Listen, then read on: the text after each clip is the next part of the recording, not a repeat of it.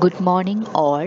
ഇന്ന് quantitative techniques for ബിസിനസ്സിൽ നമ്മൾ ഡിസ്കസ് ചെയ്യാൻ പോകുന്ന ടോപ്പിക് എന്ന് പറയുന്നത് നോൺ റാൻഡം സാമ്പിളിംഗ് ടെക്നിക്സിനാണ്, അഥവാ നോൺ റാൻഡം സാമ്പിളിംഗ് അല്ലെങ്കിൽ non probability sampling.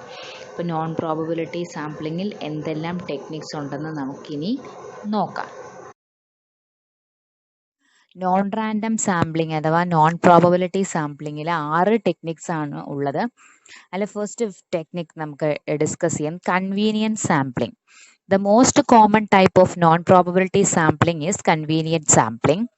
In this, the researcher has the freedom of choosing any respondents based on his convenience. Convenient sampling is an economical method of sampling. It is generally used in exploratory phase of survey, but the result of this method will largely be affected by the personal bias of the investigator. Okay, convenience sampling എന്ന് പറഞ്ഞു കഴിഞ്ഞാൽ most common ആയിട്ട് ഉപയോഗിക്കുന്ന non probability sampling അഥവാ non random sampling മെത്തേഡാണ് convenience sampling. As the name says, ആ convenience, അതായത് കൺവീനിയൻസിനനുസരിച്ച് ഉപയോഗിക്കുന്ന സാമ്പിളിംഗ് ആണ് കൺവീനിയൻസ് സാമ്പിളിംഗ്. കൺവീനിയൻസ് എന്ന് വെച്ചാൽ നമ്മളുടെ ഓരോരുത്തരുടെ ഇഷ്ടങ്ങൾക്ക്, നമ്മുടെ ഓരോ താല്പര്യത്തിനനുസരിച്ചാണ് നമ്മൾ സാമ്പിൾസിനെ ഫിക്സ് ചെയ്യുന്നതെങ്കിൽ അതിനെ എന്തായിരിക്കും കൺവീനിയൻസ് സാമ്പിളിംഗ് എന്നാണ് പറയുന്നത്. ഓക്കെ, നോക്കാം. ഇവിടെ പറയുന്നു, in this the researcher has the freedom of choosing any respondent based on his convenience. അതായത് നമ്മുടെ റെസ്പോണ്ടന്റ് പോപ്പുലേഷനിൽ നിന്നും അയാളുടെ കൺവീനിയൻസ്, അയാളുടെ സിറ്റുവേഷന് യോജിക്കുന്ന രീതിയിൽ, സാഹചര്യങ്ങൾക്ക് അനുയോജ്യമായ രീതിയിൽ ആ റെസ്പോണ്ടൻസിനെ എല്ലാം സെലക്ട് ചെയ്യുന്നത്, അതായത് സാമ്പിൾസിനെ എല്ലാം സെലക്ട് ചെയ്യുന്നത് സ്വന്തം സാഹചര്യങ്ങൾക്ക് അനുയോജ്യമാകുന്ന രീതിയിൽ കൺവീനിയൻസ് അനുസരിച്ചിട്ടാണ്.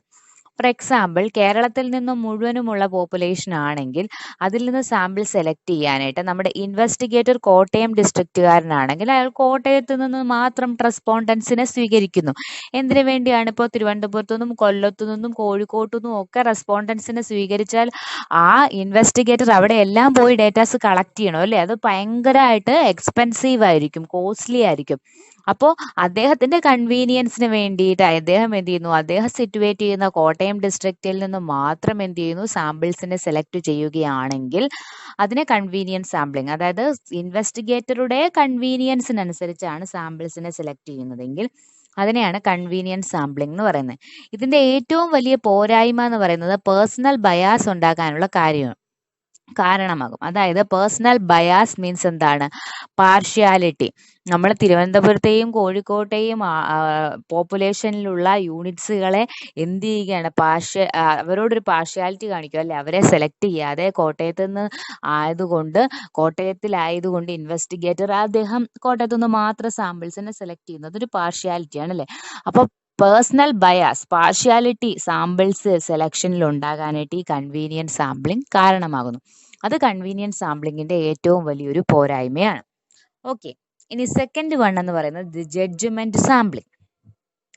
In this method of sampling, the investigator himself makes the choice of sample from the given universe according to his own skills and judgment, which he thinks to be the best representative of the universe.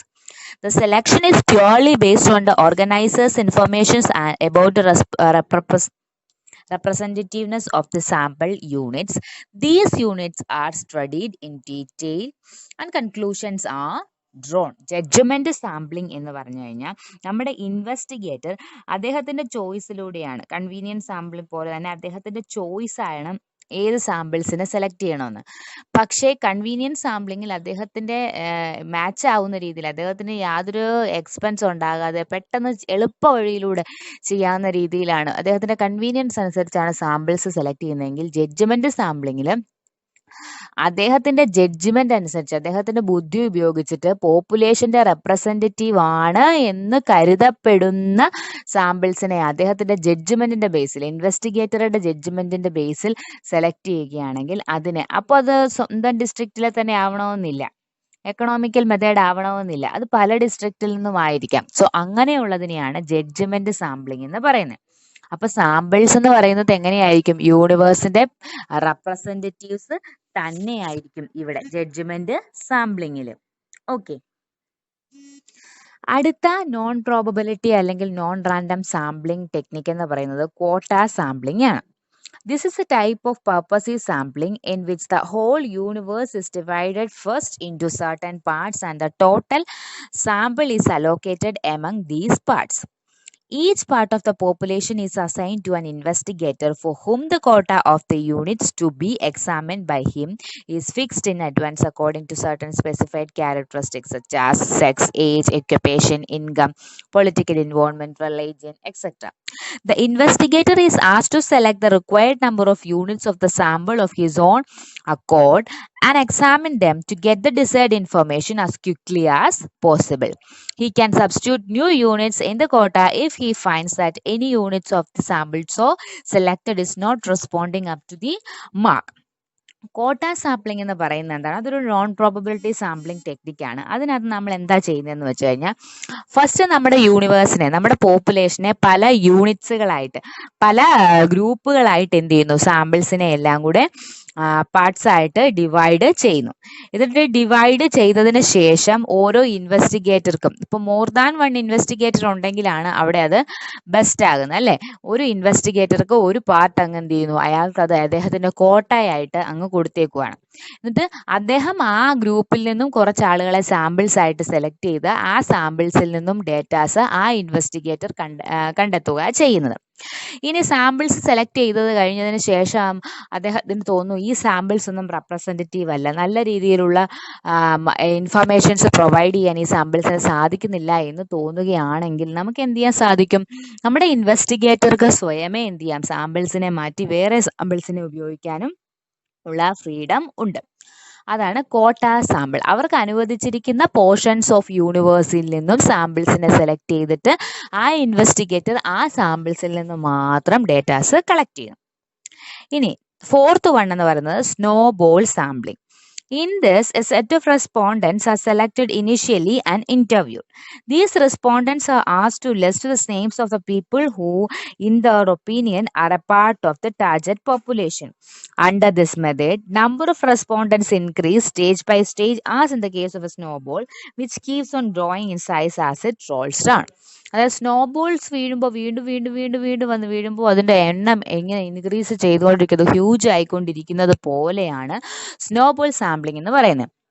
അതായത് നമ്മൾ ആദ്യം കുറച്ച് റെസ്പോണ്ടൻസിനെ fix ചെയ്യുന്നു, എന്നിട്ട് അവരെ interview ചെയ്യുന്നു. അവരെ interview ചെയ്യുമ്പോൾ അവരോട് ലാസ്റ്റ് ചോദിക്കുന്ന ക്വസ്റ്റ്യൻ, ഈ ക്വസ്റ്റ്യൻസിനെല്ലാം ബെറ്ററായി ആൻസർ ചെയ്യാൻ സാധിക്കുന്ന, ഡേറ്റ പ്രൊവൈഡ് ചെയ്യാൻ സാധിക്കുന്ന ഒരാളെ നിങ്ങൾക്ക് എന്ത് ചെയ്യാൻ സാധിക്കുമോ, സജസ്റ്റ് ചെയ്യാൻ സാധിക്കുമോ എന്ന് നമ്മൾ എന്ത് ചെയ്യുന്നു, ആ റെസ്പോണ്ടൻസിനോട് ഓരോരുത്തരോടും ലാസ്റ്റ് ചോദിക്കുന്നു.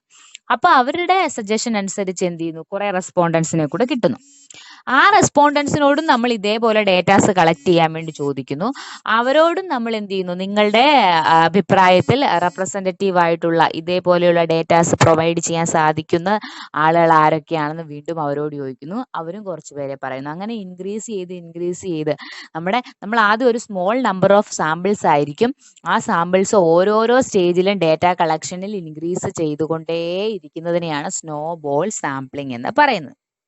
ഓക്കെ, അപ്പൊ ഇപ്പൊ നമ്മൾ പറഞ്ഞ 4 നോൺ പ്രോബബിലിറ്റി അല്ലെങ്കിൽ നോൺ റാൻഡം സാമ്പിളിംഗ് ടെക്നിക്സ് എന്ന് പറയുന്നത് convenience sampling, judgement sampling, quota sampling and snow ball sampling. Convenience sampling എന്ന് പറഞ്ഞാൽ എന്താണ്? നമ്മുടെ കൺവീനിയൻസിനനുസരിച്ച് നമ്മുടെ സാമ്പിൾസിനെ ഇൻവെസ്റ്റിഗേറ്റർ അദ്ദേഹത്തിന് എക്കണോമിക്കൽ എന്ന് തോന്നുന്ന രീതിയിലുള്ള സാമ്പിൾസിനെ സെലക്ട് ചെയ്യുന്നു. ജഡ്ജ്മെന്റ് എന്ന് പറയുന്നത് റെപ്രസെൻറ്റേറ്റീവ് ആണ് എന്ന് കരുതുന്ന രീതിയിലുള്ള സാമ്പിൾസിനെ അദ്ദേഹത്തിന്റെ ജഡ്ജ്മെന്റിന്റെ ബേസിൽ എടുക്കുന്നു. കോട്ട സാമ്പിളിംഗ് എന്ന് പറയുന്നത് അദ്ദേഹത്തിനൊരു യൂണിറ്റ്സ് നൽകിയിട്ടുണ്ട്, അതിൽ നിന്നും അദ്ദേഹം സാമ്പിൾസിനെ സെലക്ട് ചെയ്ത് അദ്ദേഹം ആ ഇൻവെസ്റ്റിഗേറ്റർ ആ പോർഷനെ പറ്റി മാത്രം ചിന്തിച്ചാൽ മതി. സ്നോബോൾ സാമ്പിളിംഗ് എന്ന് പറയുന്നത് നമ്മൾ ആദ്യം കുറച്ച് റെപ്രസെൻറ്റേറ്റീവ്സിനെ എടുക്കും, എന്നിട്ട് ആ റെപ്രസെൻറ്റേറ്റീവ്സിനോട്, ആ സാമ്പിൾ യൂണിറ്റ്സിനോട് നമ്മൾ ചോദിക്കും, നിങ്ങൾക്ക് പറയാൻ സജസ്റ്റ് ചെയ്യാൻ പറ്റുന്നവരാരൊക്കെ. അങ്ങനെ ഓരോരുത്തരും ഓരോരോ സ്റ്റേജിൽ നിന്നും വീണ്ടും വീണ്ടും കൂടുതൽ സാമ്പിൾസിനെ ഇൻക്ലൂഡ് ചെയ്യാൻ ഹെൽപ്പ് ചെയ്യുന്ന സാമ്പിളിംഗ് ടെക്നിക്കാണ് snowball sampling. Okay, non random ഇനി അടുത്തത് എന്താ പറയുന്നത്, അടുത്ത രണ്ട് sampling non probability sampling techniques കൂടിയാണ് പറയുന്നത്. Sequential sampling and multi phase sampling. Sequential sampling എന്താണെന്ന് നോക്കാം. It is also a purposive type of sampling. A number of sample loads are drawn one after another in the order of a sequence till a satisfactory sample load is obtained. Such technique is generally adopted in SQC, statistical quality control. In such case, if the first sample is clearly acceptable, no further sample is drawn. If the first sample load is of doubtful nature, a second and if necessary a third load is drawn to decide up to the final acceptance or rejection of the load. അതാണ് sequential sampling. എന്താണ് sequential sampling എന്ന് പറയുന്നത്? A number of sample loads are drawn one after another. Okay, ഒരു number of സാമ്പിൾസിനെ നമ്മൾ എന്ത് ചെയ്യുന്നു, ഒന്നിന് പുറകെ ഒന്നായി ഒരു സാറ്റിസ്ഫാക്ടറി നമ്പർ ഓഫ് സാമ്പിൾസ് കിട്ടുന്നിടം വരെ നമ്മൾ എന്ത് ചെയ്യുന്നു, ഒരു സീക്വൻസിൽ ഒരു ഓർഡർ അനുസരിച്ച് നമ്മൾ എന്ത് ചെയ്യുന്നു, എടുത്തുകൊണ്ടേയിരിക്കുന്നു. Okay, such technique is generally adopted. അത് മെയിൻലി ഉപയോഗിക്കുന്നത് സ്റ്റാറ്റിസ്റ്റിക്കൽ ക്വാളിറ്റി കൺട്രോൾ എന്ന് വെച്ച് കഴിഞ്ഞാൽ പ്രോഡക്ട്സിൻ്റെയൊക്കെ ക്വാളിറ്റി കൺട്രോൾ ചെയ്യുന്നത്, അതിനെയാണ് SQC എന്ന് പറയുന്നത്. അതിനു വേണ്ടിയിട്ടാണ് സ്റ്റാറ്റിസ്റ്റിക്കൽ ക്വാളിറ്റി കൺട്രോളിന് വേണ്ടിയാണ് മെയിൻലി ഈ സീക്വൻഷ്യൽ സാമ്പിളിംഗ് ഉപയോഗിക്കുന്നത്. ഇതിനകത്ത് എങ്ങനെയാണ് ഈ സീക്വൻഷ്യൽ സാമ്പിളിംഗ് നടത്തുന്നതെന്നാണ് ഈ പറയുന്നത്. എന്താ, if the first sample is clearly acceptable, അതായത് നമ്മൾ കുറച്ച് സാമ്പിൾസിനെ സെലക്ട് ചെയ്തു, ഒരു ലോട്ടിൽ നിന്നും എന്ത് ചെയ്യുന്നു, ഫസ്റ്റ് സാമ്പിൾസിനെ സെലക്ട് ചെയ്യുന്നു. ഫോർ എക്സാമ്പിൾ ഗ്ലാസ് ആണെന്നിരിക്കുക, ഗ്ലാസ് നമ്മൾ വെള്ളം കുടിക്കുന്ന ഗ്ലാസ്സിൽ, കുപ്പി ഗ്ലാസ്, ആ ഗ്ലാസ് ആണ് നമ്മുടെ പ്രോഡക്റ്റ്. അതിൻ്റെ ക്വാളിറ്റി നമ്മൾ ടെസ്റ്റ് ചെയ്യാനായിട്ട് പോവുകയാണ്. അങ്ങനെ ടെസ്റ്റ് ചെയ്യാൻ വേണ്ടി പോകുമ്പോൾ നമുക്കെന്താണ്, ഒന്നാമത്തെ ലോട്ടിനകത്തുനിന്ന് നമ്മൾ എന്ത് ചെയ്യുന്നു, സാമ്പിൾസായിട്ട് സെലക്ട് ചെയ്തു. എന്നിട്ട് ആ സാമ്പിൾസിനെ എല്ലാം നമ്മൾ അതിൻ്റെ ക്വാളിറ്റി ടെസ്റ്റ് ചെയ്തു. ഇനി ടെസ്റ്റ് ചെയ്ത് കഴിഞ്ഞാൽ അത് നമുക്ക് സാറ്റിസ്ഫാക്ടറി ആയിട്ടുള്ളൊരു റിസൾട്ടാണ് തരുന്നതെങ്കിൽ ഓക്കെ, നമ്മൾ ബാക്കി ഇനിയൊന്നും ടെസ്റ്റ് ചെയ്യുന്നില്ല. ഇനി അല്ല, അതിനകത്ത് എന്തെങ്കിലും ഡൗട്ട് നമുക്ക് തോന്നുകയാണ്, ഇതിൻ്റെ ക്വാളിറ്റിയിൽ എന്തോ ഒരു വേരിയേഷൻസൊക്കെ 1 by 1 ആയിട്ട് ഫീൽ ചെയ്യുമ്പോൾ നമ്മൾ അടുത്ത ലോട്ടും കൂടി എടുത്ത് എന്ത് ചെയ്യുന്നു, വീണ്ടും ടെസ്റ്റ് ചെയ്യും. അതിലും എന്തെങ്കിലും ഒരു കൺഫ്യൂഷൻ ഉണ്ടാവുകയാണെങ്കിൽ വീണ്ടും അടുത്തെടുത്ത് നമ്മൾ ചെക്ക് ചെയ്യും. നല്ല ക്വാളിറ്റി ഉള്ളവ കണ്ടെത്തുന്നിടം വരെ നമ്മൾ വീണ്ടും സാമ്പിൾസിനെ സെലക്ട് ചെയ്തുകൊണ്ടിരിക്കും. അപ്പോൾ ഫൈനൽ അക്സെപ്റ്റബിൾ ആയിട്ടുള്ള ഒരു സാമ്പിൾസ് കിട്ടുന്നിടം വരെ നമ്മൾ എന്ത് ചെയ്തുകൊണ്ടിരിക്കുന്നു, വീണ്ടും ലോട്ട്സിനെ സെലക്ട് ചെയ്തുകൊണ്ടിരിക്കുന്നതാണത് സീക്വൻഷ്യൽ സാമ്പിളിംഗ്. ഇനി അടുത്താണ് multi phase sampling. Multi-phase sampling is a type of sample design in which some information is collected from the whole sample and additional information is collected either at the same time or later from subsamples of the full sample. To conclude, in multi-phase sampling, the first step is to select the samples as first phase and from it to collect data on some suitable characteristics. Then a subsample of these unit is selected for the main survey. ഈ multi phase sampling നമ്മൾ നേരത്തെ multi stage sampling ആയിട്ട്, അതായത് probability സാമ്പിളിങ്ങിനകത്ത് multi stage sampling എന്ന് പറഞ്ഞ് പഠിച്ചില്ലേ, ഏകദേശം അതേപോലെയൊക്കെ തന്നെയാണിത്. മൾട്ടി ഫേസ് സാമ്പിളിങ്ങിനകത്ത് നമ്മൾ അത് മൾട്ടി സ്റ്റേജ് സാമ്പിളിങ്ങിൻ്റെ നേരെ ഓപ്പോസിറ്റാണ് multi phase sampling. Multi stage സാമ്പിളിങ്ങിനകത്ത് നമ്മൾ എന്ത് ചെയ്യുന്നു, നമ്മൾ ഫിക്സ് ചെയ്ത ആഡിക്വേറ്റ് ആയിട്ടുള്ള സാമ്പിൾ നമ്പർ കിട്ടുന്നിടം വരെ നമ്മൾ നമ്മുടെ പോപ്പുലേഷനെ ചെറുതാക്കി ഓരോ സ്റ്റേജിലും കട്ട് ചെയ്ത് ചെറുതാക്കി കൊണ്ടുവരിക. പക്ഷേ ഇവിടെ മൾട്ടി ഫേസ് സാമ്പിളിങ്ങിനകത്താണെങ്കിൽ ആദ്യമേ നമ്മൾ എന്ത് ചെയ്യുന്നു, ഹോൾ സാമ്പിളിൽ നിന്നും ഡേറ്റാസ് എന്ത് ചെയ്യുന്നു, ഫസ്റ്റ്ലി തന്നെ എന്ത് ചെയ്യുന്നു, ഹോൾ സാമ്പിളിൽ നിന്നും ഡേറ്റാസ് കളക്ട് ചെയ്യുന്നു. ഒന്നെങ്കിൽ എല്ലാ സാമ്പിൾസിൽ നിന്നും ഒരേ സമയം നമ്മൾ കളക്ട് ചെയ്യുന്നു, അല്ലെങ്കിൽ എന്ത് ചെയ്യുന്നു, സാമ്പിൾസിൻ്റെ സബ് ഗ്രൂപ്പുകൾ ഉണ്ടാക്കി എന്നിട്ട് ആ സബ് ഗ്രൂപ്പിൽ നിന്നും യൂണിറ്റ്സിനെ സെലക്ട് ചെയ്തിട്ട് മെയിൻ സർവേക്ക് വേണ്ടി യൂസ് ചെയ്യുകയാണ്. അങ്ങനെ ചെയ്താലും മൾട്ടി ഫേസ് സാമ്പിളിംഗ് ആണ്. മൾട്ടി ഫേസ് പല സ്റ്റേജസ് ആയിട്ട് പല ഫേസസ് ആയിട്ടാണ് നമ്മൾ സാമ്പിൾസിനെ സെലക്ട് ചെയ്യുന്നത് അല്ലേ. ഒന്നെങ്കിൽ നമുക്ക് എന്ത് ചെയ്യാം, ഫുൾ സാമ്പിൾസിനെ സ്റ്റഡി ചെയ്യാം, അല്ലെങ്കിൽ സബ് ഗ്രൂപ്പുകളെ ഡിവൈഡ് ചെയ്തിട്ട് അതിൽ നിന്നും സാമ്പിൾസിനെ സെലക്ട് ചെയ്തിട്ട് മെയിൻ സർവേക്ക് വേണ്ടി യൂസ് ചെയ്യാം.